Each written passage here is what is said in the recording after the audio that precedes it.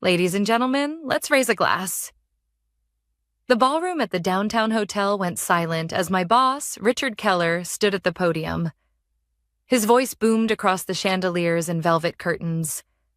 Every face turned to him, champagne flutes glittering in their hands. It was supposed to be a night of celebration. The launch of our newest product line. The one I had poured 2 years of my life into. The one I'd sacrificed weekends, birthdays, and even the last few months of my marriage for. But Richard had other plans. "She's leaving," he said with a smirk, his eyes finding mine across the room. "She never really had what it takes." The room erupted in polite laughter and applause, like trained seals responding to their master's cue. My name wasn't even mentioned. I was just she. Disposable. I felt my throat tighten, but I didn't flinch. I stood slowly, smoothed the hem of my blazer, and picked up the envelope I'd been carrying all evening. My hand didn't shake as I walked to the podium. "To Richard," I said, raising my glass. My voice was steady, almost calm. "From the company's biggest failure." I set the envelope in front of him and turned on my heel. No tears, no protest, just silence. Behind me, I heard the rip of paper, then Richard's voice breaking. "What the hell is this?"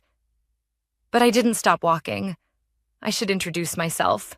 My name is Linda Harris. I was 43 years old, and until that night, I was the head of product development at Stonemount Technologies, one of Chicago's fastest-growing firms. For 11 years, I gave that company everything.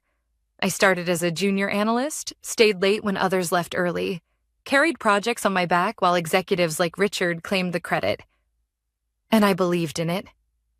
I believed that if I worked hard enough, if I proved myself, I'd earn the recognition I deserved. But I was wrong. 3 weeks earlier, Richard called me into his office. He leaned back in his leather chair, all false charm and manicured confidence. "Linda, you've been doing good work, but this launch, it needs a fresh face. Energy. Someone younger. We'll have Jason present instead." Jason, the intern I trained, a 25-year-old with good hair and no experience. I stared at Richard, waiting for the punchline. "Excuse me?" "You'll still be part of the team," he said with mock sympathy. "But it's time we show investors a more dynamic leader. Don't take it personally." Don't take it personally. That was the day I realized I had no future at Stonemount. Not because I wasn't capable, but because Richard had decided I was replaceable. Disposable. What he didn't know was that I'd already seen the cracks in his empire. For months, I'd noticed irregularities in the reports. Product testing results that didn't line up, expenses signed off without proper documentation, inflated performance metrics in investor decks. Every time I brought them up, Richard waved me off. "You're overthinking again, Linda. Focus on the product." But my instincts told me otherwise. And I had learned long ago. Instincts don't lie. So I started keeping records, copies of reports, email threads, meeting notes. Quietly, carefully. Not because I wanted revenge, not yet. But because something in my gut whispered that one day I'd need them. That day came sooner than I expected. The night of the launch, I knew what Richard was planning. The smirk, the toast, the dismissal disguised as a joke. He wanted to humiliate me. To show the board that he was in control, that he could push out the woman who had built the very product they were celebrating. But I wasn't going to leave quietly. The envelope I placed on the podium? It wasn't just paper. It was the culmination of 6 months of documentation. Evidence of manipulated product data, falsified safety certifications, and doctored investor reports. All under Richard's direction. Inside were copies of contracts and memos that proved our flagship product, the one they toasted that night, hadn't passed critical safety tests. That Richard had buried those results to rush the launch and impress investors. And I wasn't the only one who had them. When I walked out of that ballroom, past the clapping colleagues and the wide-eyed interns, I felt a strange calm settle over me. For the first time in months, I wasn't afraid. I didn't go home right away. Instead, I drove through the rain-slicked streets of Chicago, headlights blurring against the glass. My hands gripped the wheel, my mind replaying the sacrifices I'd made. The dinners I'd missed with my daughter Emma, the fights with my husband that eventually broke us. All for a company that had decided I was worthless. But they had underestimated me. Richard thought I'd crumble, that I'd accept the insult and fade away quietly.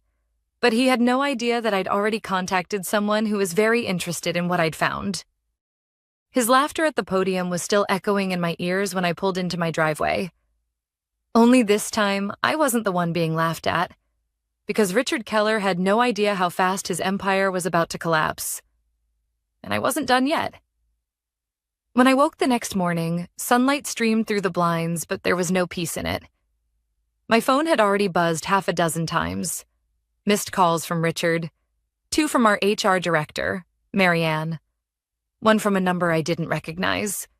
I ignored them all. Instead, I made coffee and sat at my kitchen table, staring at the briefcase I'd brought home months earlier. Inside, beneath layers of ordinary paperwork, were files I'd been collecting since Richard took over as CEO 18 months ago. The first irregularities seemed small. Travel expenses signed without receipts, bonuses distributed without board approval. But then it escalated. Product safety results altered, emails instructing staff to reframe numbers before investor calls, contracts signed with suppliers that never delivered. I should have walked away then. But part of me believed I could fix it, that my job was to protect the company I had given more than a decade of my life to. Now, as I opened the briefcase, I realized this was no longer about protecting Stonemount. It was about protecting myself. And maybe, just maybe, protecting the people who trusted the company's products with their lives. By noon, the calls turned into voicemails. "Linda, it's Richard. We need to talk. You've made a mistake. This is Marianne from HR. Please call me back immediately. We need to discuss your exit paperwork." And finally, one that made my stomach twist. "This is Daniel Briggs, legal counsel for Stonemount Technologies. It's imperative you return the documents you removed. Failure to do so may result in legal action." Legal action. They were moving fast, but so was I. At 2 o'clock, I drove to the west side, to a small bank I'd opened a safe deposit box at years ago. The clerk greeted me with a smile, clearly recognizing me as a longtime customer. "Morning, Ms. Harris." I nodded politely and asked for access to my box. Inside, I placed duplicates of the most damning files, the falsified safety test results, the emails with Richard's initials approving them, the doctored investor presentation slides. I locked it up tight. I wasn't naive. I knew evidence in my home could disappear in a burglary. But evidence in a bank vault? That was harder to erase. When I returned to my car, I sat for a long moment, staring at the steering wheel. My heart thudded against my ribs. This wasn't a game anymore. Richard wasn't just trying to humiliate me at a party. He was trying to silence me. That evening, I called Emma, my daughter. She was 21, a senior in college, juggling classes and part-time work at a bookstore. "Mom, what's going on?" she asked the second she picked up. "I saw something online. People are saying you left Stonemount." I hesitated. I didn't want to worry her, but I also couldn't lie. "It's true. Richard pushed me out." "That's insane. You've given them everything." "I know." My throat tightened. "But listen, Emma, I need you to focus on school. Don't get involved in this." Silence stretched on the line. "Are you in trouble?" "No," I lied softly. "I'm handling it. I just need you to trust me." When we hung up, I sat in the quiet of my kitchen, staring at the phone in my hand.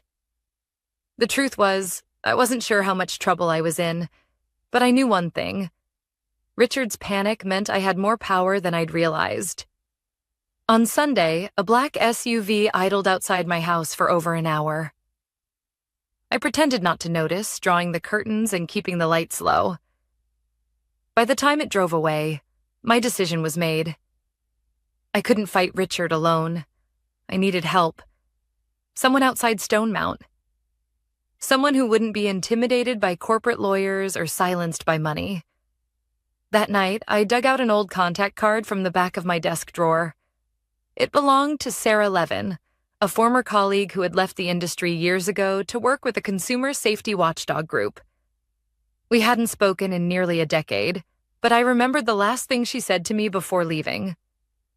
"Linda, one day you'll realize some battles aren't meant to be fought inside the company. Call me when that day comes." It was time. My hands trembled as I dialed her number. After 3 rings, she answered. "Linda Harris," she said, her voice calm but firm, as if she'd been expecting this call all along. "Tell me what you've got." I didn't sleep that night. Instead, I pulled together a clean folder of evidence and notes, stripping away anything that could be dismissed as interpretation and leaving only hard facts. As the hours ticked by, I felt something shift inside me. Fear was still there, yes. But alongside it came clarity. Richard thought I was just a failure he could humiliate and discard. What he didn't understand was that failures don't usually have receipts. And by Monday morning, those receipts would be in the hands of people who knew exactly what to do with them. Monday morning arrived gray and heavy, the kind of Chicago day where the sky feels like concrete pressing down. I barely touched my coffee. My nerves weren't about caffeine. They were about the folder sitting in my bag and the meeting ahead. Sarah had been clear on the phone. "Bring only what you're comfortable losing. Keep the rest secure. We'll start with enough to get their attention." By 9 o'clock, I was walking through the revolving glass doors of a midtown office building, my heels clicking against the marble floor. The lobby directory read, "Consumer Safety Watch Alliance, Suite 1500. The receptionist greeted me warmly, as if I weren't just another stranger. "Ms. Harris? Sarah's expecting you." When I stepped into the conference room, Sarah rose from her chair with the same steady energy I remembered. Her hair was streaked with gray now, but her eyes were sharp, assessing. She hugged me briefly before motioning to 2 other people at the table.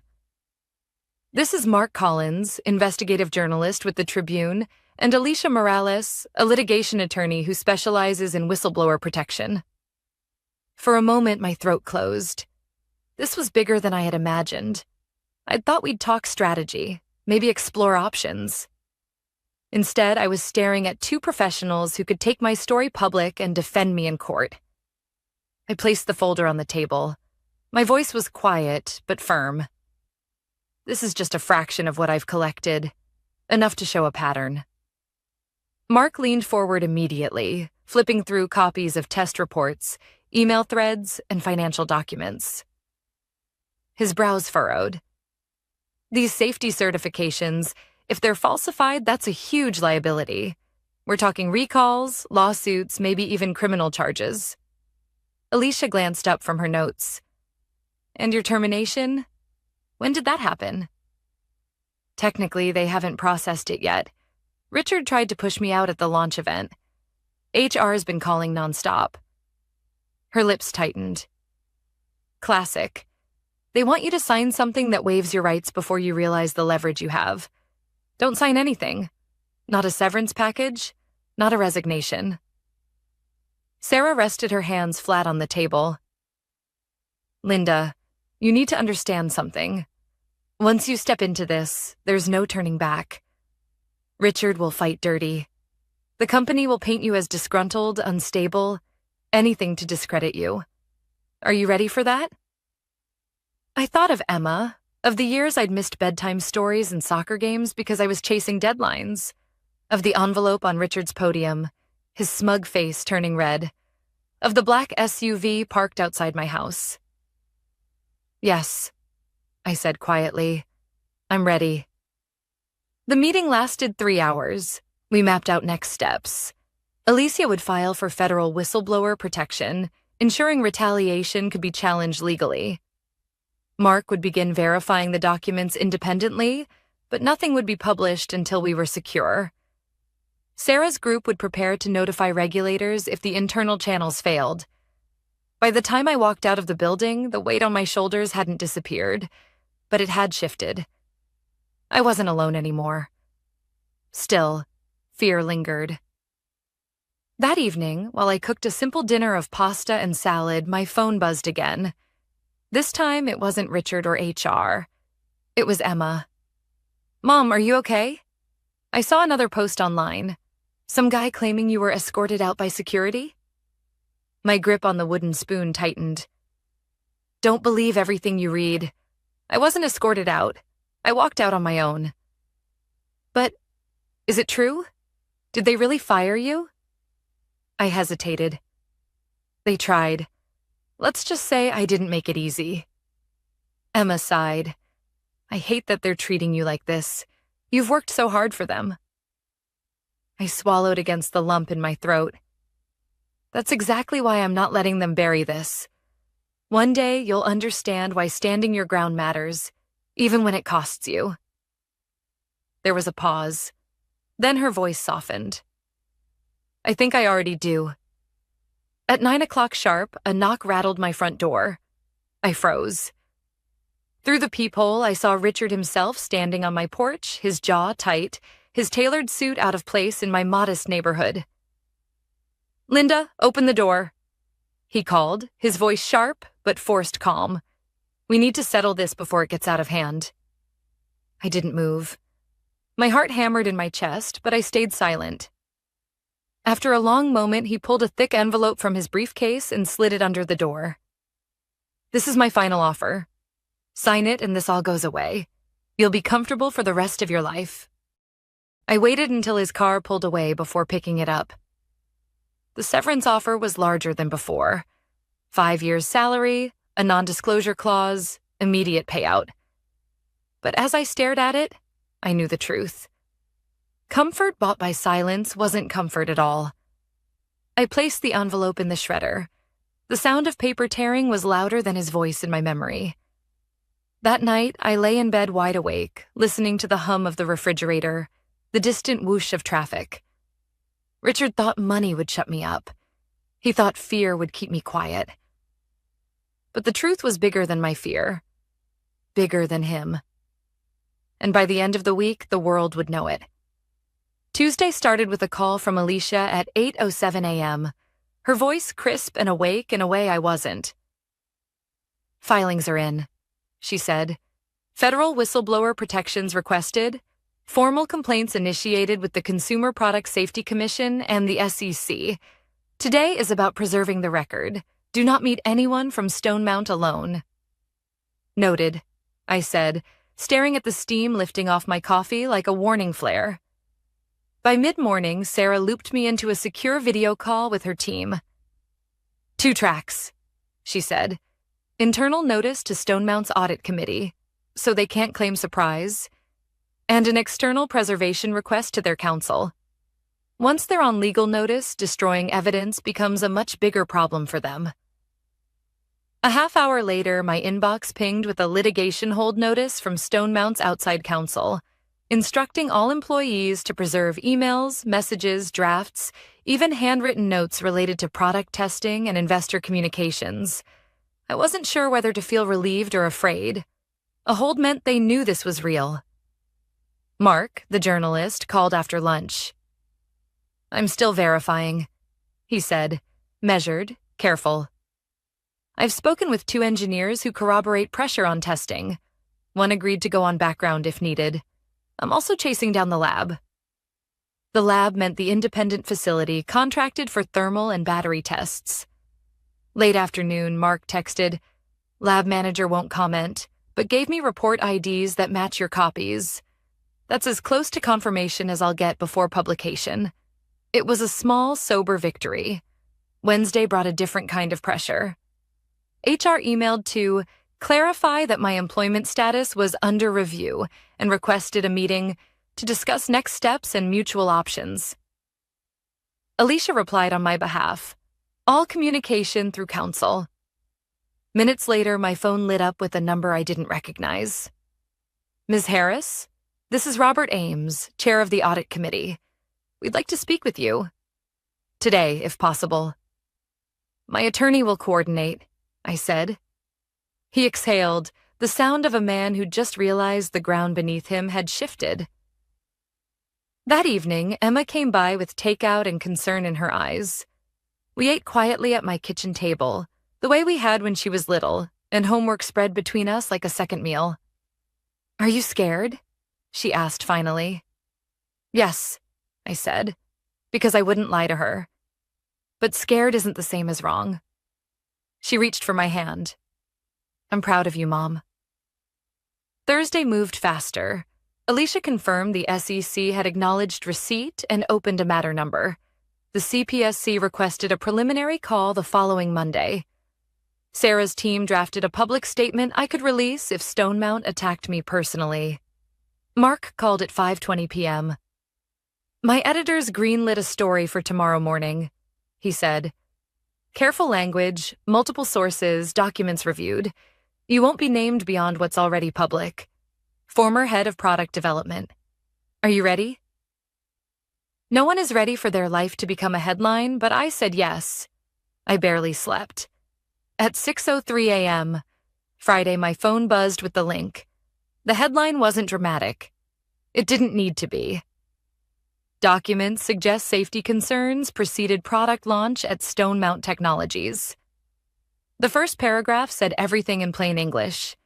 Internal emails and test summaries indicated failing results. Leadership pressed to proceed anyway. Investors had received slide decks that omitted failure rates.